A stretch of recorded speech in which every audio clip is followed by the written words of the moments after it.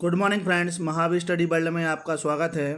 आज मैं आपको कक्षा 10 के चित्रकला का पेपर जिसका कोड 830 ER है, इसका फुल सॉल्यूशन बताऊंगा। तो आइए स्टार्ट करते हैं वीडियो। जो कला का पेपर है ये 3 खंडों में विभाजित है और सभी खंडों को करना अनिवार्य है। खंड का के अंतर्गत आलेखन से संबंधित 20 विकल्प दिए जाते हैं, जिसमें पहला विकल्प है ओस्टवाल्ड चक्र में कितने रंग होते हैं। तो ओस्टवाल्ड चक्र में 8 रंग होते हैं। इस प्रकार से आपका जो विकल्प नंबर डी है ये सही हो जाएगा। दूसरा क्वेश्चन है गर्म रंग कौन सा है। तो आंसर रहेगा विकल्प के हिसाब से लाल हो जाएगा। वैसे गर्म रंग जो हैं वो 3 होते हैं, पीला, नारंगी और लाल। अगला प्रश्न है निम्नलिखित में से द्वितीयक रंग कौन सा है। तो द्वितीयक रंग होते हैं नारंगी, हरा और बैगनी। इस प्रकार से जो विकल्प नंबर 2 है नारंगी, ये सही हो जाएगा। क्वेश्चन नंबर 4 के अंतर्गत प्राथमिक रंग कितने होते हैं। तो प्राथमिक रंग होते हैं 3, लाल, पीला और नीला। क्वेश्चन नंबर 5 इंद्रधनुष में कितने रंग होते हैं। तो इंद्रधनुष में रंग होते हैं 7, अर्थात विकल्प नंबर ए सही हो जाएगा। निम्न में से कौन से तटस्थ रंग हैं। तो तटस्थ रंग होते हैं 2, सफ़ेद और काला। इस प्रकार से विकल्प नंबर 1 सही हो जाएगा। अगला प्रश्न है निम्न में से ठंडा रंग कौन सा है। तो ठंडे रंग होते हैं 3, हरा, नीला और बैगनी। इस प्रकार से विकल्प नंबर 4 जो हरा है ये हमारा ठीक हो जाएगा।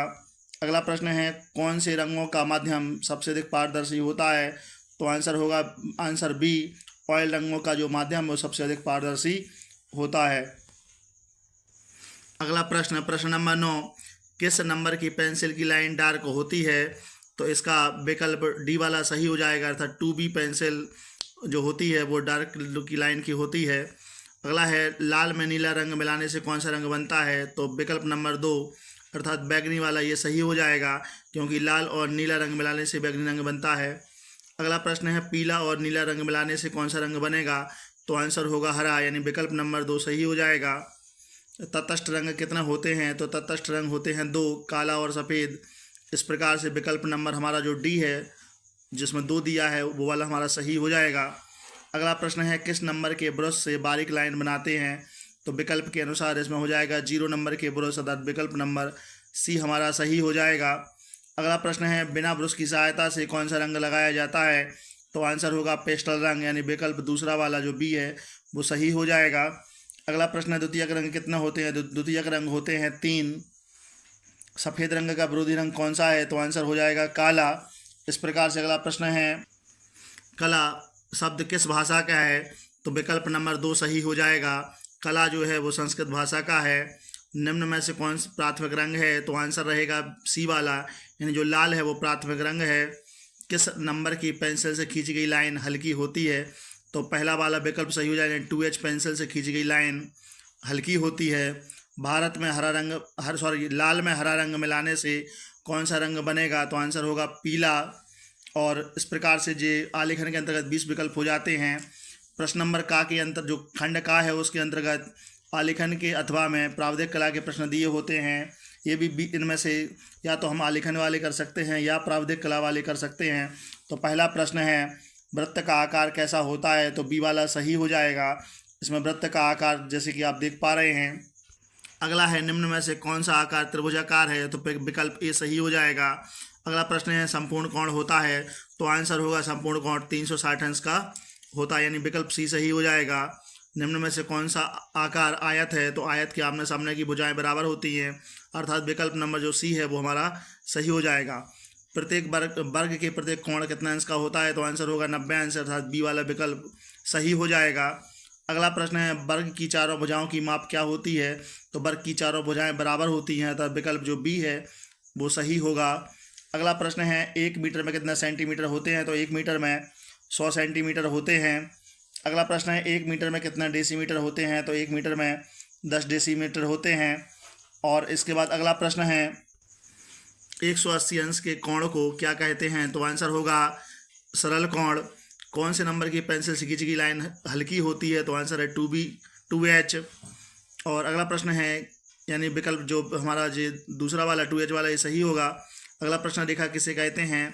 तो 2 बिंदुओं के बीच की दूरी को रेखा कहते हैं। अगला प्रश्न है यदि एक वृत्त में एक कोण 90 अंश का है तो दूसरे कोण कितने अंश का होगा। तो आंसर होगा डी वाला, यानी 90 अंश। अगला प्रश्न है समबाहु त्रिभुज का प्रत्येक कोण होता है, तो डी वाला विकल्प सही हो जाएगा कि समबाहु त्रिभुज का प्रत्येक कोण 60 अंश का होता है। अगला प्रश्न है किस नंबर की पेंसिल से खींची गई लाइन डार्क होगी, अर्थात 2B पेंसिल इसका आंसर हो जाएगा। अगला प्रश्न है प्रश्न नंबर 15, अगर 60 अंश के कोण में एक कोण 30 अंश का है तो दूसरा कोण कितना अंश का होगा, तो तीसरा वाला विकल्प ठीक हो जाएगा कि जो दूसरा कोण है वो 30 अंश का होगा। समांतर रेखा कैसे कहते हैं, तो आंसर होगा दो रेखाएं जो आपस में ना मिलें वो समांतर रेखाएं होती हैं। अगला प्रश्न है 1 डेसीमीटर में कितने सेंटीमीटर होते हैं, तो आंसर होगा 10। समकोण त्रिभुज समकोण कितने अंश का होता है, तो आंसर होगा 90 अंश। अगला प्रश्न है यदि एक वृत्त के एक कोण 120 का है तो दूसरा कोण कितने अंश का होगा, तो आंसर होगा 240 अंश। और 20 और अंतिम प्रश्न है मापनी में पहले बाएं भाग पर लिखा जाता है, तो आंसर होगा 0। इस प्रकार से ये प्रावधिक कला के अंतर्गत 20 विकल्प हो जाते हैं। आपको आलेखन या प्रावधिक कला वाले विकल्पों में से किसी एक विकल्प को सॉल्व करना था।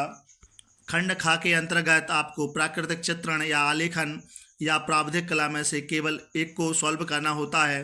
प्राकृतिक चित्रण के अंतर्गत आपको 22 सेंटीमीटर गुणा 18 सेंटीमीटर के एक आयत में प्रातःकालीन एक ग्रामीण दृश्य बनाना था, जिसमें आपको झोपड़ियाँ, छोटे बड़े वृक्ष, आकाश में उड़ते पक्षी और उगते हुए सूर्य को दिखाना था। इसके अथवा में जो आलेखन था, आलेखन में आपको कमल के फूल, पत्तियों, कलियों और मछली की सहायता से एक अलंकारिक आलेखन बनाता है। तो इन दोनों क्वेश्चनों में से किसी एक प्रश्न को आपको सॉल्व करना था। खंड गा के अंतर्गत 2 भाग हैं और दोनों भागों के चित्रों को बनाना अनिवार्य है। पहले भाग के अंतर्गत आपको पेंसिल की सहायता से गुलदस्ता, गोदरानी या फिर रैकेट या शटलकॉक बनाना था। तो इसमें से किसी तीनों में से किसी एक प्रश्न को आपको सॉल्व करना था। जो अगला प्रश्न है खा नंबर वाले के अंतर्गत आपको 2 टमाटर, बैगन या केतली, इन तीनों में से किसी एक प्रश्न को उत्तर आपको देना था। इस प्रकार से ये वीडियो आपको अच्छी लगी तो वीडियो को लाइक करें, चैनल को सब्सक्राइब करें और बेल आइकन दबाएं, जिससे आने वाली वीडियो की नोटिफिकेशन आपको सबसे पहले मिल सके। जय हिंद।